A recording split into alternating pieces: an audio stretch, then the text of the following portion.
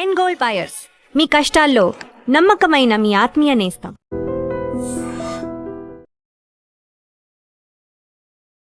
నమస్కారం, welcome to I dream.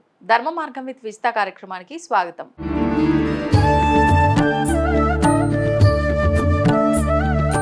నమస్కారం అమ్మా. నమస్తే నాన్న. నమస్తే అమ్మ. చాలా వరకు మనకు పట్టణాల్లో అంటే చాలా తక్కువగా చూస్తాం, కానీ గ్రామాల్లో విషయానికి వస్తే కనుక ఆరోగ్యం బాగోలేకపోయినా, దృష్టి దోషాలు ఏమన్నా ఉన్నాయి అనన్నా, కొంచెం పిల్లలు చికాకు చేస్తున్నారు అనిపించినా కూడా వెంటనే తాయెత్తులు కట్టించడం అనేది అదొక ఇంకా ఆనవాయితీనో ఆచారమో తెలియదు, కానీ అదొక సిస్టమ్ మాత్రం నడుస్తూ ఉంటుంది.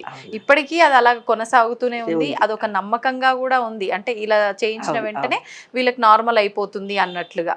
అసలు నిజంగా ఇది ఒక నమ్మకము అనాలా, ఒక ఆచార సాంప్రదాయము అనాలా, ఒక మూఢనమ్మకము అనాలా? అంటే నమ్మే వారికి నమ్మకము, నమ్మని వారికి మూఢనమ్మకం. మీ దృష్టిలో ఏంటమ్మా అసలు ఈ తాయెత్తులు కట్టించడం కరెక్టే అంటారా? దానికంటే ముందు మనం తెలుసుకోవాల్సింది ఒకటి ఉంది. ఏది ఎలా ఫలిస్తుంది విశ్వంలో ఉంటే విశ్వ రహస్యం ఒకటి నేను చెప్తాను విను. నీ ఆలోచనలే విత్తనాలు. ఓకే. మన ఆలోచనలే విత్తనాలు, మన భావనలే నీరు, మన భావనలే చెట్టది. ఆలోచనలనే విత్తనాలకి నీవు భావాలు కల్పించావు. ఆ భావాలు ఏమైంది? నీరైపోయింది. నీ చర్యలే, నువ్వు చేసే రోజు చేసే పనులే ఎరువు, విశ్వ నియమాలను అనుసరించి. ఈ విశ్వం అనేది ఒక నేల. నీలో కూడా నేల ఉంది, విశ్వంలో కూడా నేల ఉంది. ఫలితము పంట. అంటే నీ ఆలోచన ఎలా ఉన్నాయో అలాంటి ఫలితాలనే మనం చూస్తాం. సూపర్ అమ్మా. అయితే ఇది విశ్వ నియమంలో నేను రాసినటువంటి పద్ధతి. దాని గురించి నువ్వు లోతుగా ఆలోచించు. అందరికీ అతి సామాన్యమైన వాళ్ళకి అర్థం కాకుండా ఉండాలంటే నేను ఇంకో తీరు చెప్తాను. ఏముండేదంటే మా దగ్గర ఒక ఆర్ఎంపీ డాక్టర్ ఉండేవాడు మహబూబ్ నగర్లో. ఆయన దగ్గరికి పోతే గ్యాస్ ట్రబుల్ వచ్చింది అంటే కూడా ఏదో మల్టీవిటమిన్ ట్యాబ్లెట్ లాంటిది ఇచ్చేవాడు. జ్వరం వచ్చిందంటే కూడా, అంటే అప్పటి కాలంలో యాంటీబయాటిక్స్ విస్తారంగా ఇలా ఉండేది కాదు. ఏవో చిన్న గుళికల గోళీలు, ఆయుర్వేదిక్ గోళీలు ఇచ్చేసి ఇచ్చిన పోమందని ఆ మంది వేసుకోగానే ఇంటికి వచ్చే వరకు రోగాలన్నీ తగ్గిపోతుండే. అంత ఫాస్ట్గా జరుగుతుంది. ఎందుకు? నమ్మకము. ఆ డాక్టర్ దగ్గరికి పోయి ఆ డాక్టర్ ఇస్తే తగ్గిపోతుంది అనే విశ్వాసం మీలో ఉంది కాబట్టి ఆయన గ్యాస్ ట్రబుల్ ఉంటే కూడా ఏ చిన్న గోళీ ఇచ్చినా నీకు తగ్గిపోయింది, ఎంత పెద్ద జబ్బు అయినా కూడా తగ్గిపోయింది. అంటే ఇక్కడ ఉండే సబ్ కాన్షియస్ మైండ్ ఫీలింగ్తో సహా, అంటే నీ బాడీకి నీవు ఒక ఫీలింగ్ ఇచ్చావు. నేను ఇప్పుడు మందు గోళీ వేసుకున్నా నాకు తగ్గిపోయిందని తగ్గిపోతుంది. అట్లాగే నువ్వు ఒక తాయెత్తు కట్టించుకోవాలి అనుకో. తాయెత్తులు ఎందుకు కడతారు? వాళ్ళకు నమ్మకము, విశ్వాసము ఈ విధంగా ఏర్పడింది ఊర్లలో. ఆ సాయబ్ దగ్గరికి వెళ్ళి నా పిల్లగాడికి ఊరికి జలుబు దగ్గు వస్తుంది, వాడికి ఉండేది కోరెంత దగ్గు, అది తగ్గదు, వాడికి ఎలర్జీ, అది వాడికి అర్థం కాలేదు, వాడు ఊరికే దగ్గుతుంటే ఇది ఏదో దిష్టి వల్లనే వచ్చింది అని చెప్పి ఆయన దగ్గర పోయి తాయెత్తు కట్టించుకొని వస్తుంది వాళ్ళమ్మ. కానీ వేడి నీళ్ళల్లో వామ ఇవ్వగానే తగ్గిపోయింది, జిందా తిరస్మతి ఇయ్యగానే తగ్గిపోయింది, తులసాక ఇయ్యగానే తగ్గిపోయింది. కానీ ఆమె నమ్మదు. తాయెత్తు కట్టించినందువల్లనే వాడికి తగ్గిపోయిందని నమ్ముతుంది ఆమె. చిన్నప్పటి నుంచి వాడికి అదే అభిప్రాయం ఏర్పరిచాడు కాబట్టి వాడి పిల్లలు పుడితే కూడా ఆ సాయిబు దగ్గరికి పోయి అదే సాయిబు దగ్గరికి పోయి, సాయిబు నువ్వు మా చిన్నప్పుడు నువ్వు మంచిగా ఇచ్చినవు, నువ్వు ఒక్క తాయెత్తు కట్టంగానే మాకు జబ్బులు, నా కొడుకు కూడా నువ్వే కట్టు. కంటిన్యూ అయిపోయింది అదంతే. అంటే నమ్మకము, విశ్వాసము, ఫీలింగు ఏవైతే ఉంటాయో వాటి ద్వారానే మనకు పనులు జరుగుతాయి. ఈ దిష్టి తగిలింది అనుకోవడం కూడా అందులోనిదే ఒకటి. దిష్టి అనేది ఎందుకు తగులుతుంది, ఎందుకు మన దగ్గరకు వస్తుంది అంటే నువ్వు బలహీనురాలవని నువ్వు ఒప్పుకున్నట్టే కదా. నాలో స్టామినా లేదు, నేను నెగిటివిటీని స్వీకరిస్తున్నాను, నాకేదో దిష్టి తగిలింది, ఇవాళ తిన్న ఆహారం అంతా వాంతికి చేసుకున్నాను, లూజ్ మోషన్స్ అయినాయి, బయటకు ఒక మంచి చీర కట్టుకొని పోగానే నాకు దిష్టి తగిలింది అని అనుకుంటారు. అది నీ నమ్మకం కాబట్టి నీ బాడీ ఆటోమేటిక్గా ఏదో కొంచెం కారము, పచ్చిమిరపకాయలు, అల్లం వదిలింటే నీకు 2 మోషన్స్ అవుతాయి. నీవు అనుకున్నది ఏమిటిది, నీవు అనుకున్నదే నీ బాడీ యాక్ట్ చేస్తుంది. అంటే నీలో ఫీలింగ్ నేను అలసిపోయాను శరీరంతో అనగానే శరీరం అలసిపోతుంది. నేను ఇవాళ జబ్బు పడుతుంది, నేను బయట అలసిపోయి వచ్చాను, సాయంత్రానికి దుమ్ములో తిరిగి వచ్చాను అంటే ఎలర్జీ వచ్చి 2 తుమ్ములు వస్తాయి. లేదు వర్షంలో తడిగాను నాకు జలుబు చేస్తుంది అనగానే జలుబు చేస్తుంది. అంటే నీ ఫీలింగే నీవు అనుభవించేది. అదే నేను చెప్పింది, విత్తనము, నీరు, ఎరువులు, నేల, పంట. మన ఆలోచనలు ఎలా ఉంటాయో మనం అలాంటి పంటనే మనం చూస్తాము. కాబట్టి మనం మంచి ఆలోచనలు చేయాలి. తాయిత్తలు లేవు, ఇంకోటి లేదు, దయ్యాలు లేదు, శాతబళ్ళు లేవు. అదంతా మనుషులు అమాయకంగా ఉన్నప్పుడు వాటి మీద పనిచేసేవే ఇవన్నీ. కానీ స్థిరమైన శక్తి కలిగి సైన్స్ పరంగా ఈ విశ్వంలో థాటే సర్వస్వము. Hmm. దేవుడు అంటే దేవుడు రూపంలో కనిపిస్తాడు, దయ్యం అంటే దయ్యం రూపంలో కనిపిస్తాడు. నువ్వు దేవుని కొలుస్తావా దయ్యాన్ని కొలుస్తావా అది నీ చేతిలో ఉంది. కాబట్టి మనం పెరిగినటువంటి వాతావరణంలో ఏర్పడిన మూఢ విశ్వాసాలు, మూఢనమ్మకాలు, ఇంకా టెక్నాలజీ పెరిగింది తల్లి, ఇంకా వెళ్ళి తాయిత్తలు కట్టించుకో అక్కర్లేదు, గాలి దులి మాగిందరు అక్కర్లేదు, అక్కడెక్కడో గాలి వీచగానే దయ్యం ఊగులాడింది అనుకో అక్కర్లేదు. అవన్నీ నమ్మకాలు విశ్వాసాల మీద ఏర్పడినటువంటివి. కాబట్టి మీరెంత యు ఆర్ స్ట్రాంగ్, స్ట్రెంగ్త్. ఈ విషయంలో ప్రతి ఒళ్ళకి చిన్నపిల్లలకు కూడా బాగా తెలుసు. నేను కొంతమంది పిల్లల్ని చూసినప్పుడు నాన్న చీకటి కాగానే నేను ఆ రూమ్లోకి వెళ్ళను, భయం. అప్పటిదాకా భయస్తుడిగా ఉండడు 1వ తరగతి పిల్లగాడు. కానీ స్కూల్కి వెళ్ళొచ్చిన తర్వాత నాకు భయం వేస్తుంది, ఆ రూమ్లో దయ్యం ఉంది, లైట్ లేదు అంటాడు వాడు. వాడిని నేను గమనించి చూసినప్పుడు స్కూల్లో ఎవడో కూర్చొని చీకట్లో దయ్యాలు వస్తారని కథ చెప్పాడు. ఆ కథ ఇంటికి వచ్చినాక వాడు చూస్తాడు, వాడు ఉట్టిగానే భయపడతాడు. వాళ్ళ ఇంట్లో వాడు చెప్పింది కాదు అది, వాడు స్కూల్లో కథలుగా చెప్పుకున్నటువంటి వ్యక్తుల ద్వారా వాడికి వచ్చినటువంటి అవగాహన. కాబట్టి వాడు కిటికీ కట్టకి కొట్టుకోగానే అదిగో చీకటి అయింది, లైట్ పోయింది, అక్కడ నుంచి దయ్యం వస్తుంది అంటాడు. ఉట్టుగానే 1వ తరగతి పిల్లగాడు. అంటే ఇవన్నీ ఏంది భ్రమలు అన్నమాట, మనం ఏర్పరచుకున్న నమ్మకాలు విశ్వాసాలు. అందుకే పిల్లలకు ప్రాక్టికల్గా నెక్స్ట్ జనరేషన్కి అలాంటివన్నీ ఏవీ లేవు. ఆత్మవిశ్వాసం ఒకటే. మీ ఆలోచనను మార్చుకోండి, దమాక్ సీదా హైతో పూరా కంట్రోల్ హోతా. అంతే అంతే, అదే రహస్యం. బుర్రని శుద్ధి చేసుకోండి, స్ట్రాంగ్గా ఉండండి, అంతే. మీ ఆలోచనను మార్చుకోండి, ఫలితాలను పొందండి. నెగిటివిటీతో ఉంటే నెగిటివిటీతే ఉంటుంది, పాజిటివ్తో ఉంటే పాజిటివ్ ఎనర్జీనే మీరు రిసీవ్ చేసుకుంటారు. అదే విశ్వమయంలోని విశ్వరహస్యం. నమ్మేవారికి నమ్మొద్దని చెప్తారా అమ్మ? ఎస్, నమ్మేవారిని నమ్మొద్దు అని చెప్పడానికి అతనికి కొన్ని అనుభవాలు జరుగుతాయి.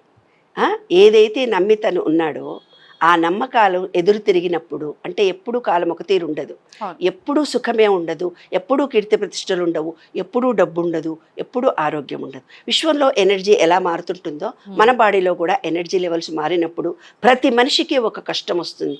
ఆ కష్టాన్ని ఒక దేవుడు నాకు ఇచ్చినటువంటి ఒక పరీక్ష రాయమన్నాడు అంతే అని అనుకుంటే ఈజీగా బయటపడతాం. ఇది నాకే ఎందుకు వచ్చింది అంటే అది నీ వెంటబడుతుంది. కుక్కకు ఒక కట్టి తీసుకొని కొడితే అది పారిపోతుంది, భయపడుతూ నువ్వు పోతే అది నీ వెంటబడుతుంది. సమస్యలు ప్రతి మనిషికి కూడా అంతే. ఆ సమస్యలకు భయపడుతూ పోతే నిన్ను వెంటాడుతాయి. అదేంది నేను చూసుకునేసరికి నీకు అది వెనక్కి పోతాయి. అదే రహస్యం. I can change my self అని అనుకోగానే అవి వెనక్కి వెళ్ళిపోతాయి. ఏం సమస్య వస్తుంది రాని, అందరికి వచ్చినాయి నాకు వచ్చినాయి, ఎప్పుడు ఉండవు అనుకునే ధైర్యాన్ని పెంచుకోండి. ప్రతిదాన్ని యాక్సెప్ట్ చేయండి. మీ ఆత్మవిశ్వాసాన్ని మీరు పెంపొందించుకోండి.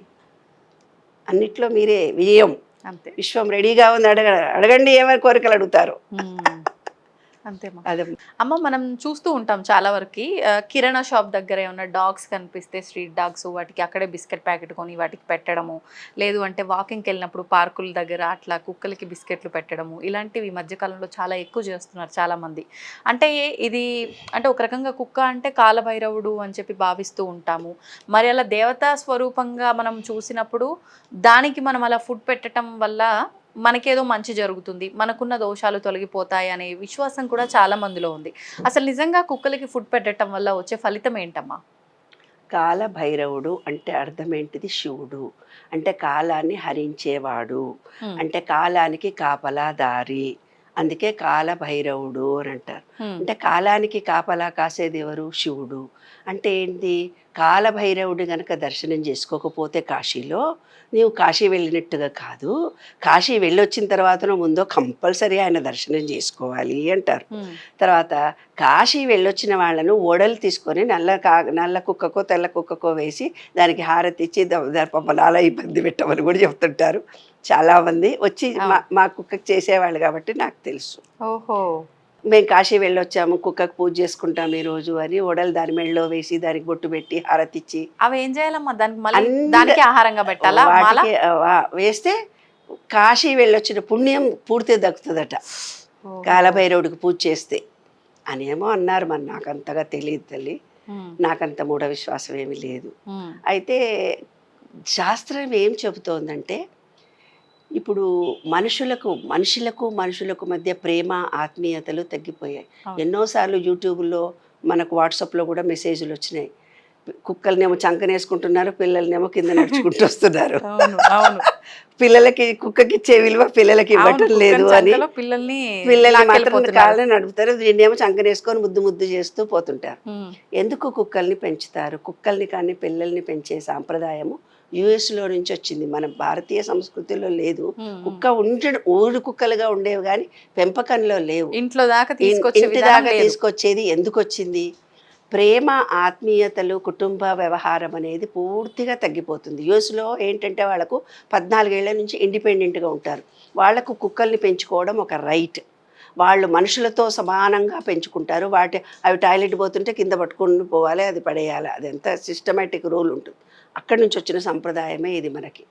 మన భారతీయ సంస్కృతిలో కుక్కనొక దేవుడితో సమానంగా, వేదాలు ఎలా నమ్మకంగా, వేదాలు ఎంత నమ్మకమో, దత్తాత్రేయుడి దగ్గర 4 ఉష్ణకాలు ఉండడము అనేది దానికి చాలా గొప్ప. అది 4 కుక్కలు అంటే 4 వేదాలతో సమానము, వేదాలు ఎంత నమ్మకం కలిగినవో వాటి కూడా అని. మీరు ఎక్కడన్నా కనపడే కుక్కను కనుక చూస్తే ఏదో ఒకటి ఇచ్చినా, అంటే నా అనుభవం ద్వారా నా కుక్కలతో చాలా అనుబంధం ఉంటుంది. ఏం లేదు, నేను పోతుంటే ఎన్ని కుక్కలు వెంటబడతాయా బాబు. నేను వాకింగ్ వెళ్ళేటప్పుడు కుక్క వెంటబడ్డది, నిన్న వీడియోలో కూడా చెప్పాను కదా. అయితే అలా కుక్కలు కొన్ని అంటే మనలో ఎప్పుడైతే ప్రేమ ఉంటుందో ఆ వాసనను బట్టి అవి మన వెనుకకు వస్తాయి నాన్న. మన వాసనలను అవి గమనిస్తాయి. నువ్వు ప్రేమతో ఉంటే వచ్చి ఆడుకుంటాయి. నీలాంటి అమ్మాయిలు చాలా ఇష్టం పిల్లలకు ఉంటుంది, కానీ కుక్కొచ్చి నీ దగ్గర ఇట్లంటే నువ్వు భయపడి అరుస్తావు. ఎందుకు అరుస్తావు? దానికేమో నీలో ప్రేమ ఉంది, ఆ ప్రేమ నేను చూస్తున్నానని, నాకే నీ చుట్టూ తిరగాలి, ఆడుకోవాలి అని వచ్చింది. నువ్వేమో కుక్క నా వెంటబడ్డదని నువ్వు భయపడతావు అంతే. తెలియని వాళ్ళకు భయం వేస్తుంది, కానీ ఆంతర రహస్యం ఏమిటిది? మనలో ప్రేమ ఉన్నప్పుడు కుక్కలు మన దగ్గరికి ఎక్కువ వస్తాయి. అది నాకే డ్యాన్స్ చేసి పరిగెత్తుకొని పోతుంది. ఆ కుక్కలకు భయపడి నేను కొన్ని ఏరియాలకే పోనే బాబు, లేదంటే కట్టెపట్టుకొని పోతాను. అంత వెంటబడతాయి, ఎంత దూరం పోయినా వెంటబడతాయి. ఆ వెంటపడడం అనేది అంటే ప్రేమతత్వానికి చిహ్నము కుక్కలు. ఎప్పుడైతే యూఎస్లో వాళ్ళకు ప్రేమ లేదో కుక్కల్ని పెంచుకొని ప్రేమించడం, పిల్లులని కుక్కల్ని పెంచుకొని దాని ద్వారా వాళ్ళు ప్రేమను పొందుతారు. అలాగే మనం కూడా ఇప్పుడు కుటుంబం లేకుండా అయిపోయింది, సింగిల్ ఫ్యామిలీస్ జరిచేసినాయి. అందుకనే ప్రతి ఒళ్ళు కుక్కను పెంచుకొని చంకనేసుకొని, ఒక ఆవిడ ఆస్తి కూడా రాసిచ్చింది ఆ కుక్కకి మొన్న. 1 కోటి రూపాయలు ఆస్తుంటే నా కుక్క పిల్లకి రాసిస్తా, ఏం చేసుకుంటారో మిగతా వాళ్ళకి, నాకు ఎవరు లేరు పిల్లలని ఆ కుక్క పిల్లకే రాసిచ్చింది ఆస్తి. అట్లా అంత ప్రేమ పడుతున్నారు.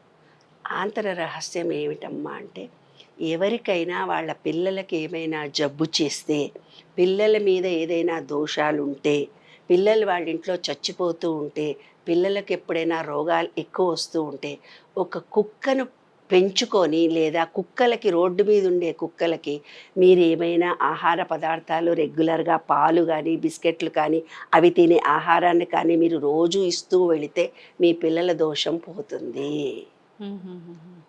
మన ఇంట్లో పిల్లలకి ఏదో శాంతి ఉంది నాన్న, ఏదో ఇబ్బంది ఉంది, అనారోగ్యం అప్పుడు వస్తూ పోతుంటుంది. డాక్టర్ చూసి ఏం బాగాలేదు, బాగానే ఉన్నాడు వీడు అంటుంటాడు, వాడికి ఏదో జబ్బు చేస్తూనే ఉంటుంది.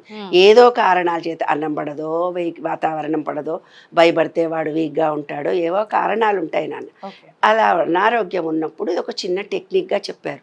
అది అందరికీ ఫలిస్తుందా ఫలించదా వాళ్ళ వాళ్ళ కర్మానుభవాన్ని బట్టి, వాళ్ళు చేసే ప్రవృత్తిని బట్టి ఉంటుంది. కాబట్టి కుక్కలకు కనుక మనం ఏమి వేసినా అది మన పిల్లలకు ఉండే దోషాలు పోతాయి. అయితే పిల్లలు పుట్టకపోతే కుక్కను పెంచుకొని అంటే ప్రేమించడం అనేది మొదలవుతుంది. ప్రేమించడం ఎప్పుడైతే మొదలవుతుందో ఈ విశ్వంలో ఉండే ఎనర్జీ ఈమె ప్రేమిస్తుంది పర్వాలేదు అనుకున్నప్పుడు వాళ్ళకి ప్రెగ్నెన్సీ కూడా వచ్చిన సందర్భాలు కూడా ఉంటాయి. అంటే పిల్లలు లేని వాళ్లకు ప్రేమ ఉండదు. కానీ ఒక కుక్క పిల్లని పెంచుకొని ప్రేమించడం మొదలుపెట్టినప్పుడు మేకలు, ఆవులు లేదా బర్రెలు, అట్లా ఊర్లలో కొన్ని ఆచార వ్యవహారాలు ఉంటాయి. అయితే ఒక కుక్కనో ఒక పిల్లినో పెంచుకొని ప్రేమించడం మొదలు పెడితే వాళ్ళ ఇంట్లో పిల్లలు పుట్టడం కూడా నేను చూశాను. కాబట్టి కుక్క పెంచుకోవడము, కుక్కలకి ఏమన్నా ఇవ్వడం అనేది తప్పనిసరిగా వాటికి ఇస్తే అవి జీవితాంతం మన మీద రుణపడి ఉండి మనల్ని ప్రేమిస్తూనే పోతుంటుంది. హృదయానికి ప్రేమకి చిహ్నమే కుక్కలు. విశ్వాసం ఏ రోజు మళ్ళీ 100 సంవత్సరాలు ఎప్పుడో నాడు మళ్ళీ వెళ్ళినా కూడా ఆ కుక్క నిన్ను వాసన బట్టి నీ దగ్గరకు వచ్చి తోకూపి నిన్ను ప్రేమిస్తూ పోతుంటుంది. అంటే మనుషులకు లేని విశ్వాసము వాటికి చాలా ఎక్కువ ఉంటుంది. అవి నిరంతరము మనను ప్రేమిస్తూనే పోతాయి. అదే మనిషికి పిలుచుకొని వచ్చి భోజనం పెట్టని, తిన్నింటి వాసాలు లెక్క పెట్టినట్టే తిననింటివి నాకేమని వాళ్ళ మీదనే దొంగతనాలు చేస్తారు. పనోళ్ళని పెట్టుకుంటున్నాం మన వాళ్ళ. నేపాలీ వాళ్ళని పెట్టుకుంటే వాడు గొంతు విసికారు, ఆ గొలుసు ఇస్తుంది, పేపర్లో మనం రోజు చదవట్లే. అవును. వాడికి 30,000, 40,000, 50,000 ఇచ్చి వాళ్ళకు అన్నం పెట్టి అంత చేస్తే వీళ్ళ గొంతే విసిగిపోతున్నారు కదా. వాటికంటే కుక్క పిల్లలు నయం కదా, ఒక కుక్క పిల్లలు పెంచుకుంటే అవును నమ్మకంగా ఉంటే ఎవరిని ఇంట్లోకి రానియవు కదా. అవును అవును అదే అన్నమాట. నమ్మకానికి ప్రేమకు చిహ్నము ఈ విశ్వంలో ఉండే ప్రతి లా ఆఫ్ వన్నెస్. అది నా రహస్యం. సంతోషం అమ్మా, ధన్యవాదాలు. దీన్ని తవ్వండి, తవ్వుతూనే శివలింగం. పరమాత్మకు జీవా సరే దాన్ని అట్లా కప్పేసేయండి, చూపించదండి. Krishna is there. మూర్తి పూజ కాదు, సాక్షాత్ బ్రజేంద్ర నందన భగవాన్ ఉన్నారు మూర్తిలో. ఏమీ ఆశించకుండా ఆరాధించే వాళ్ళు కూడా ఉన్నారా ప్రభుజీ? నిజమైన భక్తి అంటే మనకు తెలియదు కాబట్టి